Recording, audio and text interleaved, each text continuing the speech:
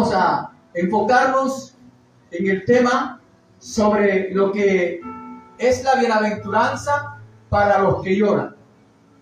Y dice allí el versículo 4 del capítulo 5 de Mateo: bienaventurados los que lloran, porque ellos recibirán consolación.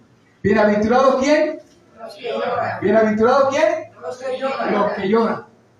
Ahora, si la palabra bienaventuranza o bienaventurado es dichoso, feliz, entonces, ¿cómo va a ser que hay felicidad para el que llora? Y dice allí la escritura: bienaventurados los que lloran. Y hay una versión que dice: bienaventurados los que sufren. Algo contradictorio.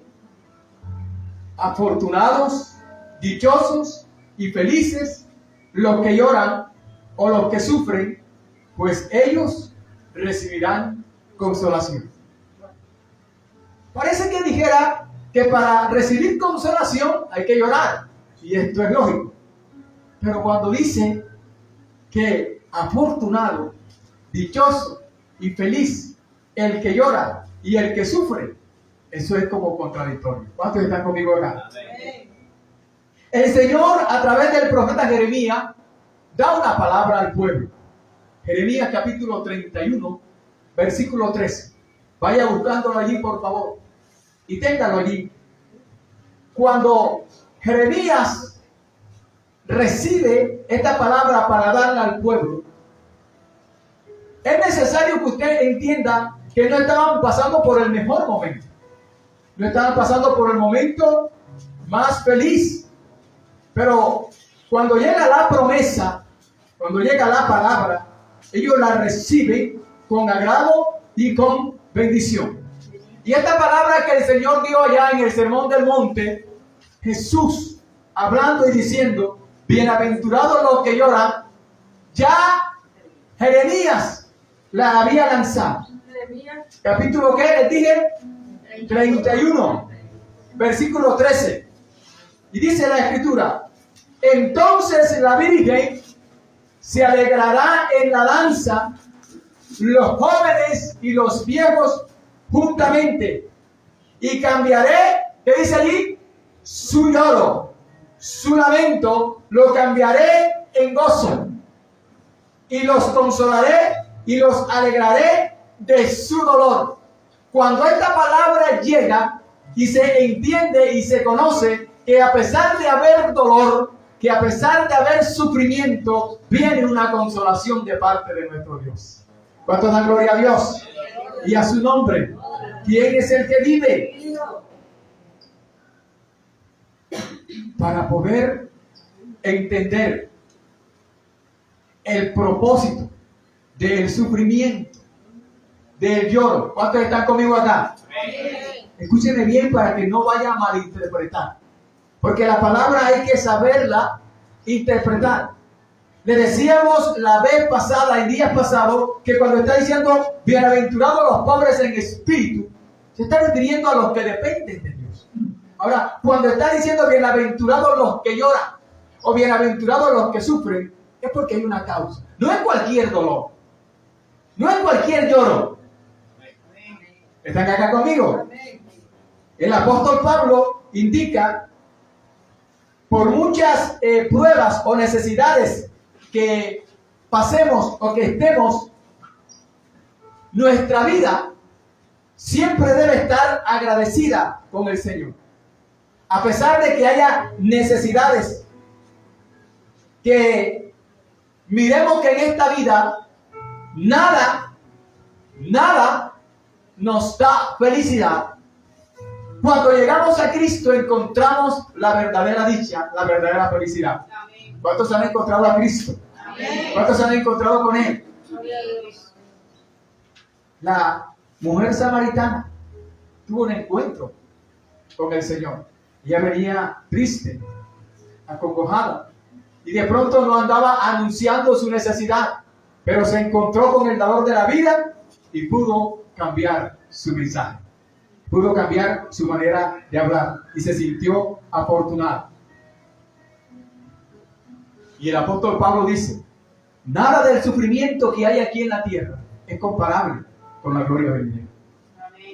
¿La iglesia está conmigo acá? Amén. Romanos capítulo 8, verso 18. El apóstol Pablo lo dice. Por mucho sufrimiento que usted tenga, por mucha necesidad que haya, sepa que este sufrimiento y que esta necesidad no es en vano. Hay una causa y un propósito para esto. Y el apóstol Pablo lo dice allí. Romanos capítulo 8, verso 18. Dice, pues tengo por cierto que las aflicciones del tiempo presente, o sea, la necesidad, el lloro, el sufrimiento que hay, dice Pablo, la necesidad, la aflicción que tengo, la aflicción que hay, no es comparable con lo que hemos de recibir, no es comparable con la gloria venidera que en nosotros ha de manifestarse. Amén. ¿Está la iglesia conmigo acá? Amén.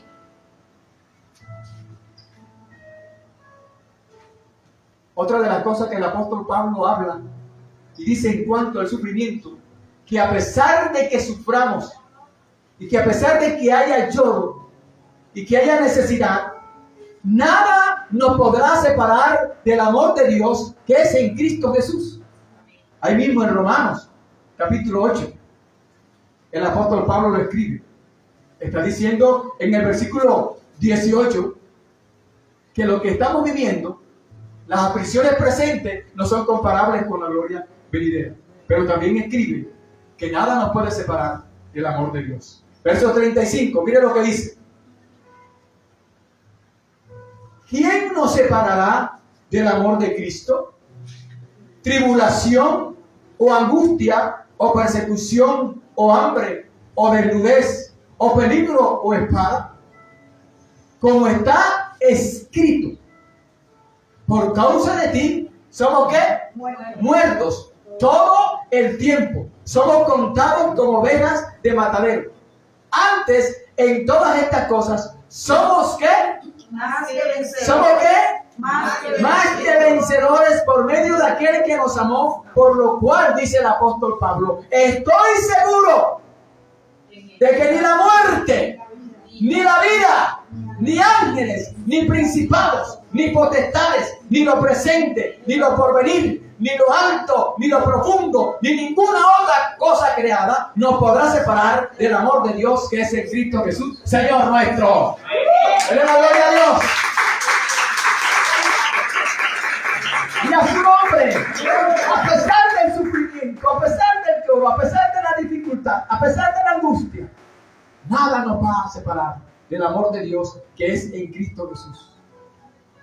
Este sufrimiento del que habla el Señor Jesús allí en la bienaventuranza es el dolor del alma, la pérdida de un ser querido, una separación, un divorcio, alguien que amas se te va, te duele y eso es dolor, una mala noticia. Pero cuando se está en Cristo, a pesar del dolor, el salmista dice, no tendrá temor de ninguna mala noticia.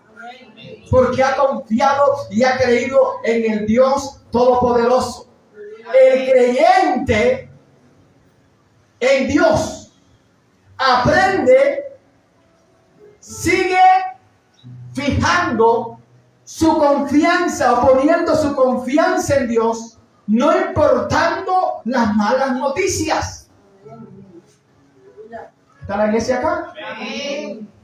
Porque es que estamos acostumbrados a vivir en nuestra carne, en nuestra humanidad. Y hoy, como el día está fresco, amanecí contento. Pero cuando el día amanece el sol templado, a mí ni me mire. Cuando tengo platica, aleluya, gloria a Dios, y hasta chiflo y canto. Pero cuando no hay plata, se me nota la amargura, mejor dicho, hasta en las pestañas. El cristiano tiene que estar confiado siempre en el Señor y vivir una vida, a pesar de que hay dificultad, a pesar de que hay problemas, a pesar de que hay lloro, a pesar de que hay sufrimiento, una vida confiada en el Señor. El salmista expresa lo siguiente en el Salmo 112.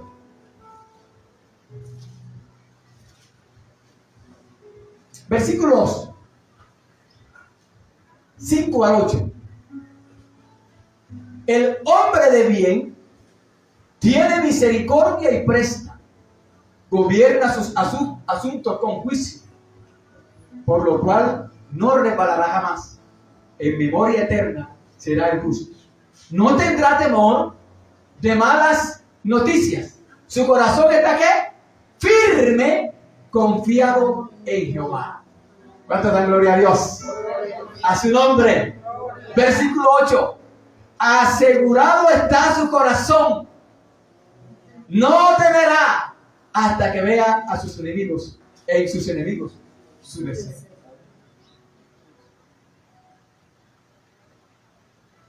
Dios conoce nuestro sufrimiento.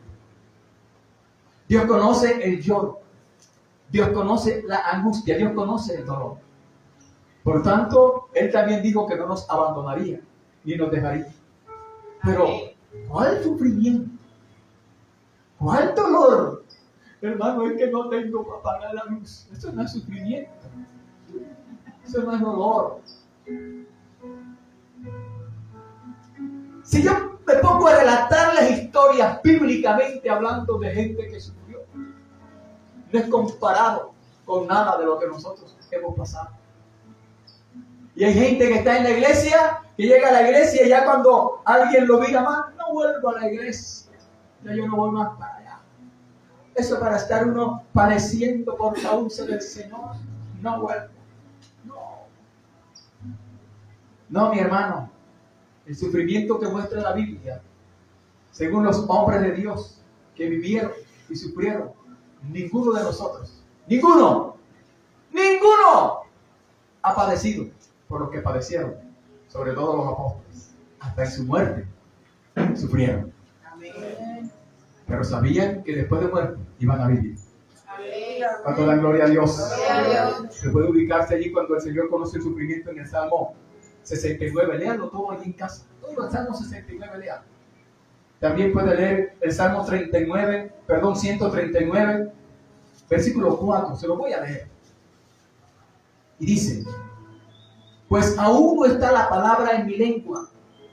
Y aquí, oh Dios, tú lo sabes todo. O sea, Él conoce nuestra necesidad. ¿Vive o no vive? Él conoce lo que tú estás pasando. Conoce lo que tú necesitas. Pero hay gente que por no tener un par de zapatos para estrenarse, para ir a una fiesta, ya eso es sufrimiento. Teniendo una cantidad de zapatos allá en el armario o en el escaparate o qué sé yo. ¿Está la iglesia conmigo? Amén. Sufrir, eso no es sufrir. Sufrir porque te falta un día la comida, eso no es sufrir.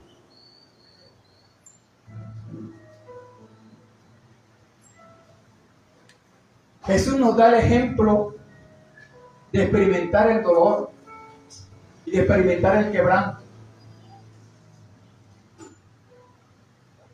La Biblia dice que Él es varón experimentado en quebranto.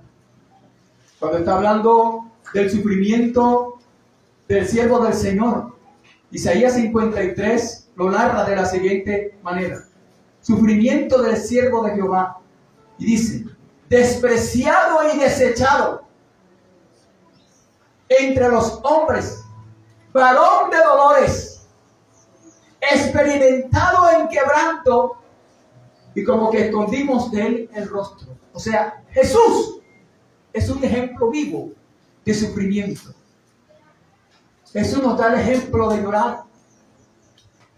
Jesús lloró ante una ciudad. Iba entrando a Jerusalén. Y cuando entra a Jerusalén, dice la Escritura que lloró. Y este lloro de Jesús, al llorar por la ciudad, era porque sabía lo que le vendría por lo que estaba pasando la ciudad. No era por lo que le había pasado, ni por lo que le iba a acontecer, pues él sabía lo que le iba a acontecer a Jerusalén. Era por lo que estaba aconteciendo. Vamos conmigo, por favor, a Lucas capítulo 19. Él es varón experimentado en quebranto. Y también nos da el ejemplo de llorar. Jesús lloró, dice Juan, capítulo 11, versículo 35, ante la tumba de Lázaro. Pero aquí en Lucas capítulo 19, versículo 41 al 44, habla y dice que lloró ante la ciudad de Jerusalén. Todo el mundo veía la majestuosidad de Jerusalén en el tiempo de David, en el tiempo de aquellos que estuvieron allí como Salomón, los reyes, cuando todas las naciones deseaban tener lo que tenía Jerusalén. Y aquí estaba ahora Jesús llorando sobre esa gran ciudad. Versículo 41 de Lucas, capítulo 19. Dice la Escritura, gloria al Señor. Cuando llegó cerca de la ciudad, Al verla, ¿qué pasó? lloró Sobre ella diciendo, oh, si también tú conocieses, a lo menos en este día, en este momento, lo que es para tu paz. Mas ahora está encubierto de tus ojos. No entendía, no conocía. No sabían lo que estaba aconteciendo, ni aún sabía mucho quién era el que estaba llegando allí a Jerusalén. Y ella dice, porque vendrán días sobre ti, dice el Señor Jesús. ¿Cuándo qué? Cuando tus enemigos te rodearán con un vallado y te sitiarán y por todas partes te estrecharán y te derribarán a tierra y a tus hijos dentro de ti y no dejarán en ti piedra sobre piedra por cuanto no conociste el tiempo de tu visitación. Escúcheme bien esto que le voy a decir, iglesia. Jesús está profetizando sobre Jerusalén y está diciendo, no quedará sobre ti piedra sobre piedra. Y usted escucha una profecía de estas hoy en día y la gente no la acepta, no la quiere. Porque la profecía de hoy es prosperidad y bendición, porque nadie está dispuesto a sufrir por la causa del Señor. Todo el mundo es, Dios te va a bendecir, te viene el carro, te viene la casa, te viene el empleo, te viene esto, te viene lo otro, porque para eso estamos buscando al Señor, porque para ser nosotros, como es la palabra cuando uno está inclinado a buscar a alguien por interés. Y Jesús lo dijo una vez, ustedes me buscan por interés, porque les multiplico el pan y les doy los alimentos, por eso me están buscando, si no, nadie me busca. Y aquí profetizó sobre Jerusalén. Yo me imagino que la gente al oír, ¿y este quién se cree que va a profetizar en contra de la ciudad de Dios?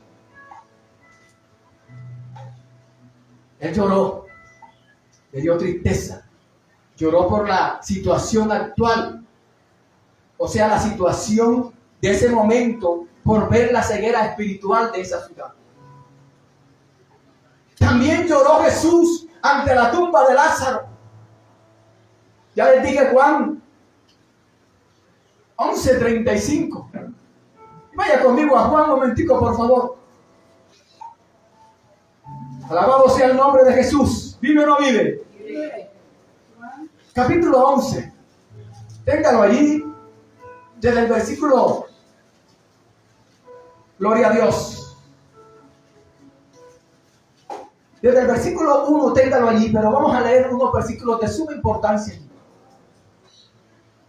Lloró por compasión y no por la muerte de Lázaro, porque yo no creo que Jesús, siendo el dador de la vida, vaya a llorar por la muerte. ¿Está la iglesia acá conmigo? Siendo el dador de la vida y alguien se muere, ¿cómo va a llorar? Si él sabe que después de la muerte es que hay vida. Él lloró por la necesidad de sus hermanas. No lloró por la muerte de este individuo. Algunos dicen, Jesús lloró, pero no saben por qué lloró. Decimos el versículo, no lo sabemos de memoria. Veo como que la gente está entretenida hoy acá, no sé qué pasó. ¿Está conmigo la iglesia acá? Amén. Lloró Jesús, pero ¿por qué motivo lloró? Él lloró por sus hermanas, Porque ellas tenían su confianza y su esperanza muerta en el que había muerto. Lázaro había muerto. ¿Cuántas viudas no lloran al marido sino porque se fue y las dejó sin el sustento? Se fue mi esperanza. ¿Y ahora quién va a suplir? ¿Y ahora quién va a traer? ¿Y ahora quién me va a regalar? No es dolor porque se fue el marido. Es dolor porque había. Pero ellas estaban llorando. Su hermano les dolía a ellas. Pero ellas tenían, Señor, si tú hubieras estado aquí, mi hermano no habría muerto. Porque eran ellas dos y él. Y era el que traía el sustento. Y había una esperanza, una confianza en Lázaro. Y vio cómo ellas habían enterrado sus esperanzas. Yo no sé si en esta hora usted ya enterró sus esperanzas y que si no hay esperanza para mí, déjame decirte que si hubo esperanza para este que tenía 4 días de muerto, hay esperanza para ti que sigue vivo aún. ¿Cuánto dan gloria a Dios? Y a su nombre. Ellas estaban allí llorando y él, viendo esa necesidad, se compadeció de ellas y les preguntó: ¿dónde lo pusiste? ¿Dónde está puesta tu esperanza? ¿Dónde está puesta tu confianza? Hoy quiero resucitar esa esperanza y esa confianza para que la pongas en mí, que soy el dador de la vida. Fue lo que les quiso decir el Señor a estas mujeres. ¿Cuántos dan gloria a Dios? Ahí en Juan versículo 32 al 34, capítulo 11, versículo 32 al 34. Dice la Escritura: María, cuando llegó donde estaba Jesús, al verle, se postró a sus pies, diciéndole: Señor, si hubieses estado aquí, no habría muerto mi hermano. Jesús, entonces, al verla llorando y a los judíos que la acompañaban también llorando, se estremeció en espíritu y se conmovió. ¿Qué lo conmovió a él? Al verla llorar, al ver que la gente también lloraba, se compadeció de ella y se conmovió y dijo: ¿dónde le pusiste? ¿Dónde está el que murió y enterraron? ¿Dónde lo colocaron? Le dijeron: Señor, ven y ve. Le dice el versículo 35. Jesús lloró. Dijeron entonces los judíos: mirá cómo le amaba. Y algunos de ellos dijeron: ¿no podía este que abrió los ojos del ciego haber hecho también que Lázaro no muriera? Y viene el cuestionar al Señor, el cuestionar a Dios. Ese no es el tema. El tema es el llorar por sufrimiento. Y él lloró por compasión, porque ellas estaban llorando por el muerto. Lloró en el Getsemaní. Jesús lloró en el Getsemaní. Estas son las lágrimas de pasión. Dice la Escritura que él vino con sumo gozo, contento, alegre, a sufrir por la humanidad. Pero también lloró. Lloró porque al llevar el peso de la humanidad, mucha gente no entendía eso. La humanidad, la mayoría de ellas no entendía el propósito. Lloró por la ceguera espiritual de Jerusalén y por la compasión y necesidad de estas mujeres. Ahora en Getsemaní, vaya conmigo a Hebreos, capítulo 5, por favor. Mire cómo narra la Escritura el llanto de Jesús en Getsemaní. Capítulo 5 de Hebreos, verso 7 hasta el 10. Y Cristo, en los días de su carne, ofreciendo ruegos y súplicas con gran clamor y lágrimas al que le podía librar de la muerte. ¿A quién lloraba? Ante el Padre Celestial. Oró. Recuerda que en Getsemaní lo hizo. Fue oído a causa de su temor reverente. Jesús, al llorar, fue oído a causa de su temor reverente. Y aunque era hijo, por lo que padeció, aprendió la obediencia. Grábese esto que está aquí, por favor. Si este mensaje del sufrimiento o del lloro le trae algo a usted, grábese esto que está aquí en el versículo 8. Y aunque él era hijo y tenía todos los derechos como hijo, por lo que padeció, aprendió la obediencia. O sea, el padecer te trae obediencia. Y habiendo sido perfeccionado, versículo 9, vino a ser autor de eterna salvación para todos los que le obedecen. Y fue declarado por Dios sumo sacerdote según el orden de Melquisedec. ¿Vive o no vive? Vive. Yo creo que él se merece un aplauso en esta hora. ¡Él es bueno! Y para siempre es su misericordia. Vamos, dáselo a él. ¡Aleluya! ¡Aleluya! ¡Aleluya! Y a su nombre. Ahora, Pablo relata su conversión y el propósito de su llamado. Pero también nos relata el sufrimiento por la causa del Señor. A veces usted dice, es que hay gente que no gusta de mí. Hay gente que me aborrece. A Jesús lo aborrecieron. A Pablo también. Pero ellos lo aborrecieron por una causa. No sabemos cuál sea la causa porque a ti o a mí nos aborrece. O la gente usted lo ganamos enemigos por ganarnos.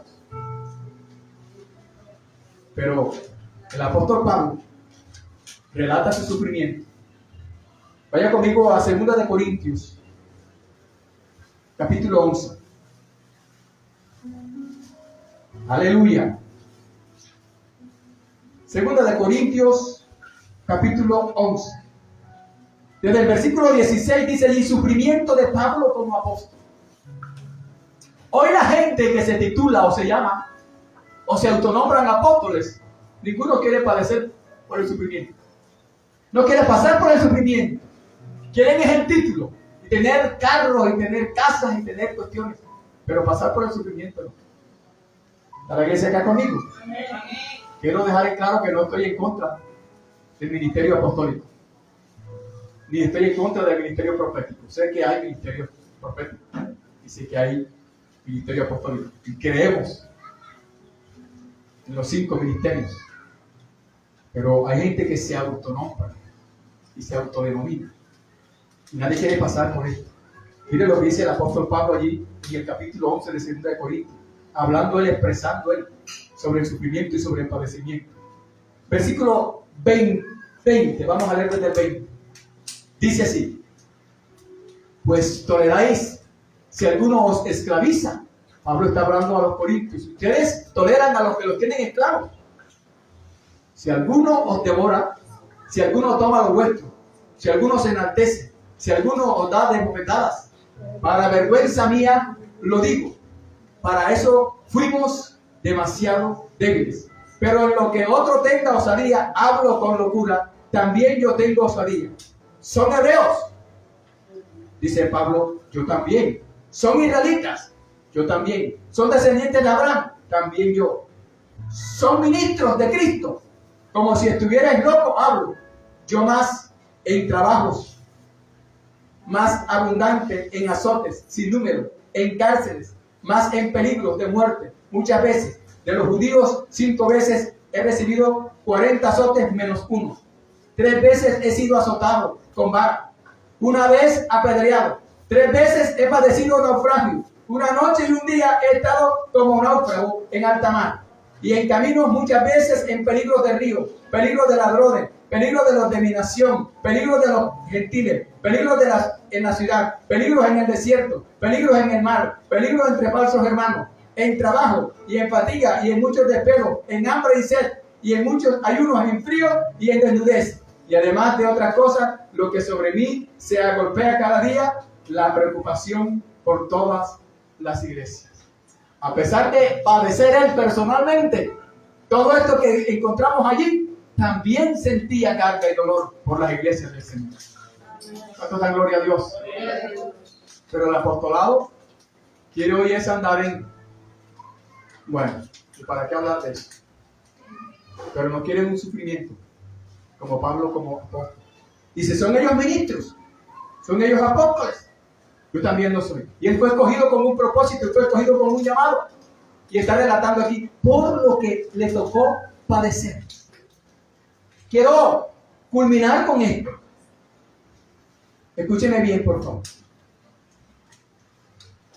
El autor de los Hebreos nos relata el sufrimiento de los siervos del Señor después de una larga lista de hombres y mujeres que padecieron por el Señor. Podrían llamarse, en algunos le llaman los héroes de la fe. Él da, después de esa lista de nombres que usted encuentra en el capítulo 11 del libro de Hebreos, que habla sobre la fe, va a encontrar entonces una lista de lo que padecieron. Y en esa lista miramos lo siguiente. Encontramos una lista de nombres allí. Y cuando dice, por la fe Abel, empieza en el versículo 4, el primer nombre. Y dice allá el versículo 32. ¿Y qué más digo? Porque el tiempo me faltaría contando de Gedeón, contando de Barak, contando de Sansón, de Jefté, de David, así como de Samuel y de los profetas, que por la fe ellos conquistaron ¿qué? Reinos. ¿Hicieron qué? Alcanzaron promesas, taparon bocas de leones, apagaron fuegos impetuosos, evitaron filo de espada, sacaron fuerzas de debilidad, se hicieron fuertes en batalla, pusieron en fuga ejércitos extranjeros. Las mujeres, como dice allí, recibieron con sus muertos mediante resurrección, mas otros fueron atormentados, no aceptando el rescate, a fin de obtener mejor resurrección. Otros experimentaron vituperios, ¿qué más? Y azotes. Y además de esto, prisiones y cárceles. Fueron apedreados, fueron aserrados, puestos a prueba, muertos a filo de espada, anduvieron de acá para allá cubiertos de pieles de oveja, de cabra, pobres, angustiados, maltratados, de los cuales el mundo no era digno, errando por los desiertos, por los montes, por las cuevas y por las cavernas de la tierra. Versículo 39. Y todos estos, aunque alcanzaron buen testimonio mediante la fe, no recibieron lo prometido. A pesar de haber morido por la causa y haber sufrido, no recibieron lo prometido. ¿Y qué era lo prometido? Estar un día con el Señor. Ahora, habían muerto por la causa, pero no vieron lo que anhelamos o estamos viendo nosotros. El vivir nosotros con la gracia del Espíritu Santo. El estar también, el tener una vida de plenitud en Cristo. Donde la gente, cuando en estos días que estábamos allí a nivel mundial de pandemia, nos están persiguiendo. La iglesia está siendo perseguida. Ya la iglesia no la dejan abrir las puertas. La iglesia somos tú y soy yo. Amén.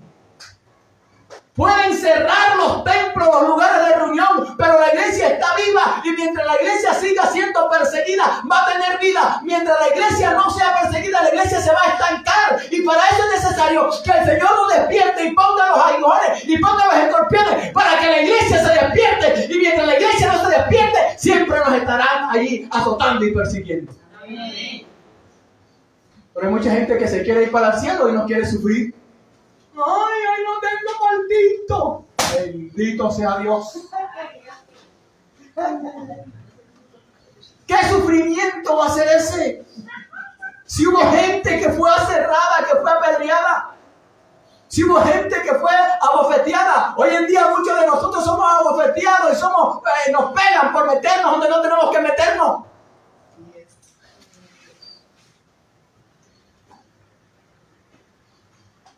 Y la iglesia quiere estar ahí. Y ya Cristo viene. Señales hay.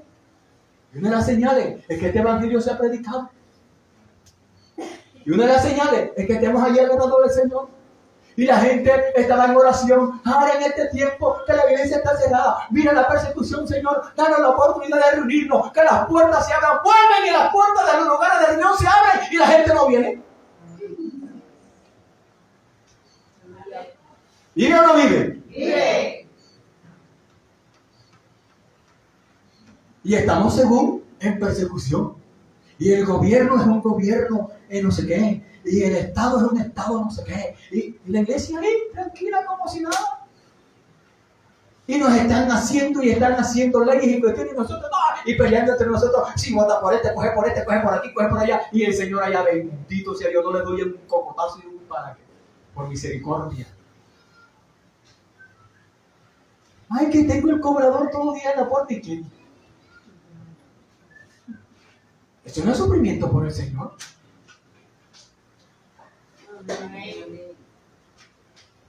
Que te estén injuriando, que estás teniendo y te están cobrando. Porque eso no es sufrimiento por el Señor. Y está, Señor, dame para pagar. Necesito, Señor, para pagar, Padre, en el nombre de Jesús. Eso no es sufrimiento. Te metiste en una vaca loca tú y yo. Solo. Y ahora queremos que sea el Señor el pagar. Y muchas veces dejamos de venir a la iglesia porque Dios no me oye. Y la gente cree que eso es sufrimiento. Yo conocí a un amigo que nos conocimos en el Evangelio, y caminamos y militamos en el Evangelio.